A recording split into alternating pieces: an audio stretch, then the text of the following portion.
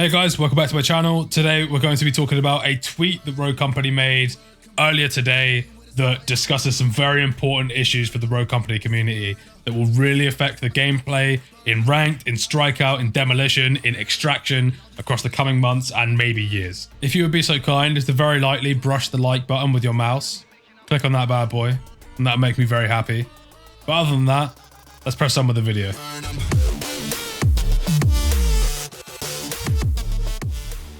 So the tweet that I'm talking about is this one. They're going to be combating cheating differently in Rogue Company soon. It says this year. I've not seen anything quite as bad as this. Where there's just people crawling around on rooftops, right? This guy, can you add an anti playing the same map 3 times in a row? Fuck. The point is, Rogue Company obviously know this is becoming an issue. It's an issue in every single online game, so of course it's going to be an issue. The important thing from here out is how do they tackle this? How do they combat it? To stop people from leaving the game, basically. There are a lot of new players joining the game after some of the advertisement that they've been doing. That is a terrible first impression to be dropped into a game with a bunch of cheaters, so I'm sure they know how important this is. So let's have a little look at the article and just see what's going on. So they say there's 2 specific areas of cheating. There's exploits and there's third-party software usage. The difference between those 2 is going to be very important. Exploits are players who take full advantage of an in-game issue. So when there was that issue with the trench barbed wire, when if you put it on a slope, you couldn't shoot through it, but you could see through it. That was an exploit that people were taking the mick out of. Or defeating for an anvil shield, that is an exploit. Some things are going to be difficult to stop people from using though. Like there was a glitch. I'm not sure if there still is. I've seen it every now and then, but there was a glitch on maps like Windward where you could see players' names through the church windows. That was a really big thing because you could tell how many people were behind the church when you were on defense. So that was a problem. Unless you tell everyone to stop looking at the church windows, that's not going to change. So they not only have to focus on punishing the players that exploit these things, but they've really got to focus on fixing them as well. We'll see. They say such as getting to the top of a building in a map where you aren't supposed to be. I wonder if that has anything to do with that clip of the guy on the roof in favelas. Third-party software products, while less common, allow players to modify the game in a way that gives them a significant advantage over other players in the lobbies.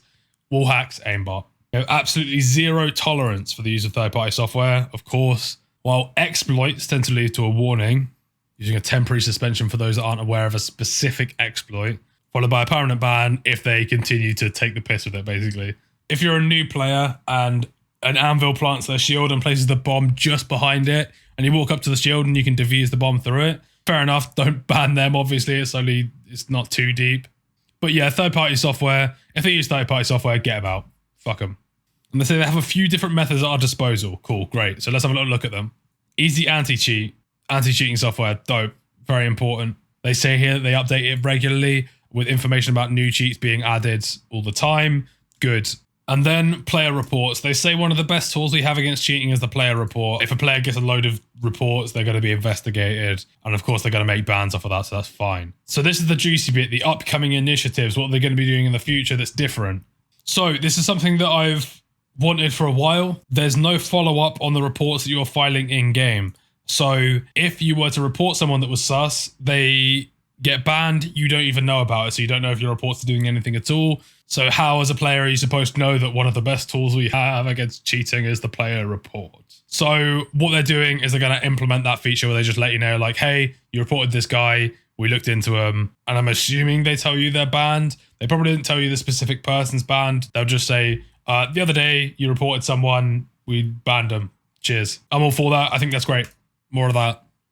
The team is continuing to make adjustments to pieces of our in-game interface as well, such as removing the outline of players when you hover over them. Interesting one. Obviously, some cheating softwares are taking advantage of that. Fair enough. We want to stop that. I've also experienced that myself where I've been shooting someone and then through smoke, I aim at them and then just a flick of that outline comes up and then you can just spray them down through it. Also things like there's some weapon outlines that show up through smokes. Also, the border for the points show up through smokes. So if you see someone crossing over that border and you see part of the border disappear, you know someone's there, you know there's a movement in front of it, and you can shoot it down. I wonder if they're going to be doing anything about that. I don't think they'll be able to completely get rid of the outline because it is used for things like tracker rounds.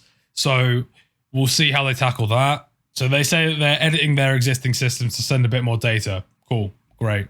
Whatever helps, I guess. And then they're meeting with their partners in Easy Anti-Cheat to discuss the cheating cases and increase the response time. It's important to note that no cheating software will ever be able to stop cheating entirely.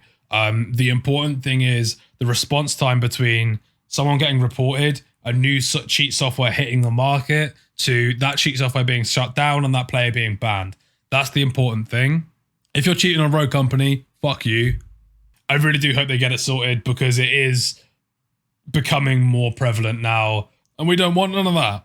What we do want though is more subscribers. Damn straight, hit the subscribe button. There's going to be quite a lot more Rogue Company news type stuff and Rogue Company gameplay type stuff coming in the future. So make sure you do subscribe if you want to see some of that. Also, whack a little like on this video because that helps, I think. Have a little look at this graph. Cool. Thanks so much for watching. See you later.